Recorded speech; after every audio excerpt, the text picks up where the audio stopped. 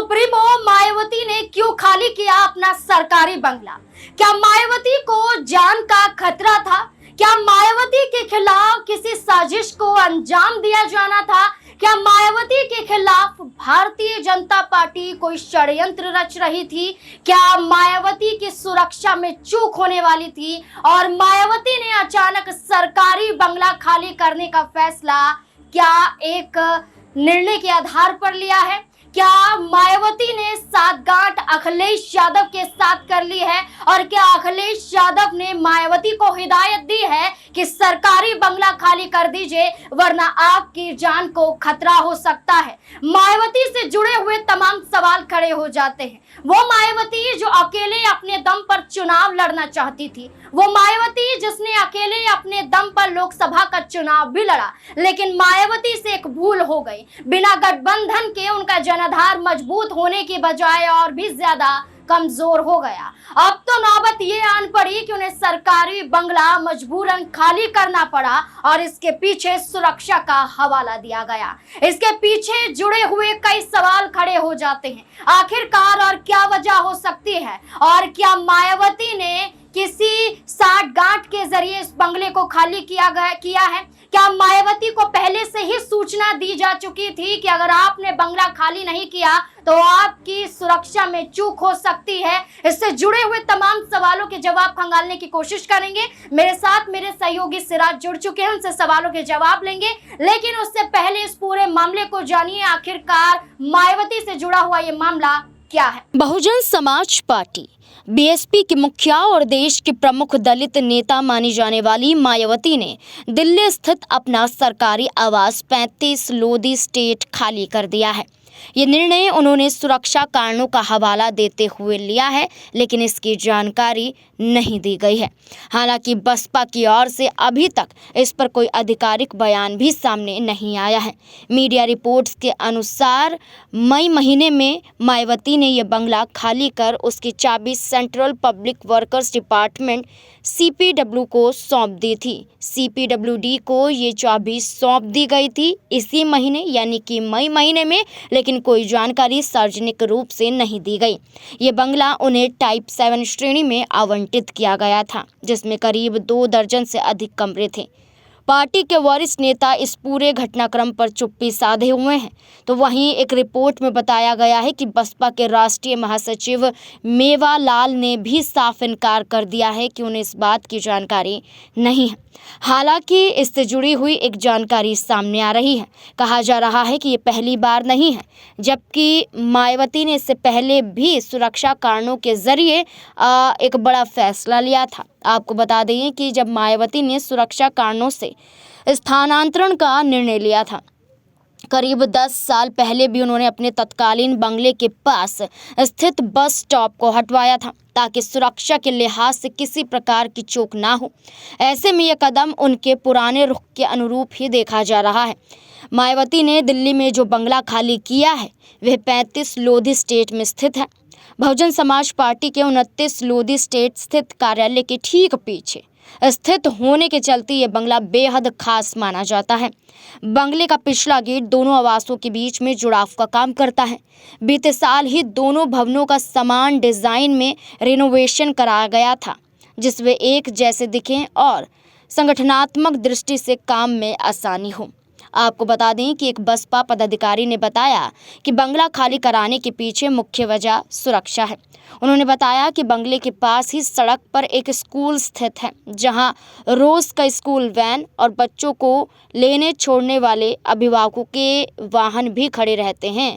अभिभावकों के वाहन खड़े होने की वजह से सुरक्षा में चूक हो सकती है। वहीं बंगले में तैनात सुरक्षा कर्मियों के वाहन भी उसी जगह पर खड़े होते हैं, जिससे न सिर्फ मायावती की सुरक्षा प्रभावित होती है बल्कि बच्चों और उनके माता पिता को भी परेशानी होती है। दरअसल इसी लिहाजे से ये कदम उठाया गया है, लेकिन इसकी सार्वजनिक रूप से कोई जानकारी साझा नहीं की है। इस बीच आपको जानकारी के लिए बता दें कि मायावती को Z+ श्रेणी की सुरक्षा मिली है। ऐसे में जब भी वे दिल्ली स्थित अपने आवास पर मौजूद होती हैं, तब उनका सुरक्षा दल बम स्क्वाड के साथ पूरे इलाके की तलाशी लेता है, जिससे स्कूल और आसपास के लोगों को असुविधा होती है।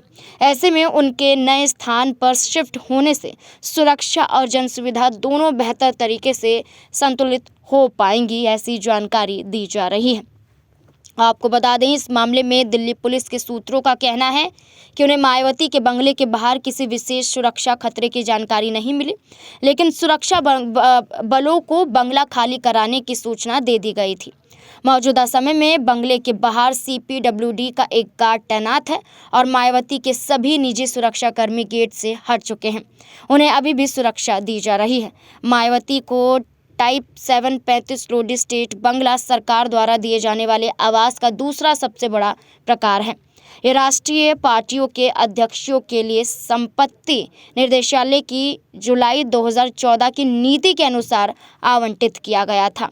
3 अप्रैल को लोकसभा में जब एक जवाब में केंद्रीय आवास और शहरी मामले में के मंत्रालय ने कहा कि उन्हें ये बंगला 15 फरवरी 2024 को सौंपा गया था। मायावती ने यह फैसला ऐसे समय में लिया है जब लोकसभा चुनाव 2024 में बसपा का प्रदर्शन बेहतर नहीं रहा और भी ज़्यादा कमज़ोर हो गया। अब इसी फैसले को लेकर सवाल भी खड़े किए जा रहे हैं कि सुरक्षा का ही जरिया था या इसके पीछे की वजह कुछ और हो सकती है। सिराज, जिस तरीके से मायावती ने अपना सरकारी बंगला खाली किया है, इसमें हवाला तो ये दिया गया है कि सुरक्षा कारणों की वजह से ये बंगला खाली किया गया है, लेकिन मायावती जो अपनी जान का खतरा लगातार बताती रही हैं, क्या इसके पीछे वजह ये भी हो सकती है कि उनकी जान को खतरा था और क्या उनके खिलाफ कोई षड्यंत्र रचा जा रहा था जिसके आधार पर उन्होंने अपना सरकारी बंगला खाली किया? जाहिर सी बात है नाज़मीन कि जिस तरीके से BSP चीफ मायावती ने नई दिल्ली में स्थित अपना जो सरकारी बंगला था उसे खाली किया है, ऐसे में सवाल बहुत सारे उठ रहे हैं। एक सवाल ये भी है कि क्या मायावती को कहीं ना कहीं जान का खतरा था, या फिर सवाल ये भी है कि क्या अब वो मोदी सरकार के इस तोहफे को ठुकरा करके, यानी मोदी सरकार से तमाम ताल्लुकात को खत्म करके अब पूरी तरीके से चुनावी मैदान में उतरने वाली है। क्या मायावती समाजवादी पार्टी के साथ गठबंधन करेगी? ये तमाम सवाल हैं जो इस वक्त मायावती को लेकर रहे हैं, क्योंकि BSP पार्टी में लगातार बीते कह सकते हैं सालों से किस तरीके से एक के बाद एक कई घटनाएं देखने को मिलती हैं। आकाश आनंद का बाहर भगाना, उसके बाद फिर से उन्हें तमाम जो पद है वो दे देना, फिर से उन्हें बाहर करना, फिर से वो पद दे देना, और उसके बाद BSP पार्टी में जिस तरीके से लगातार कह सकते हैं जिला अध्यक्षों की नियुक्ति हो रही है, बदलाव हो रहे हैं, तमाम चीजें हमें देखने को मिल रही है। देखिए सिराज, इस पूरे मुद्दे को लेकर अगर हम यहाँ पर जानकारी दें तो मायावती द्वारा इस बात की जानकारी सार्वजनिक नहीं की गई।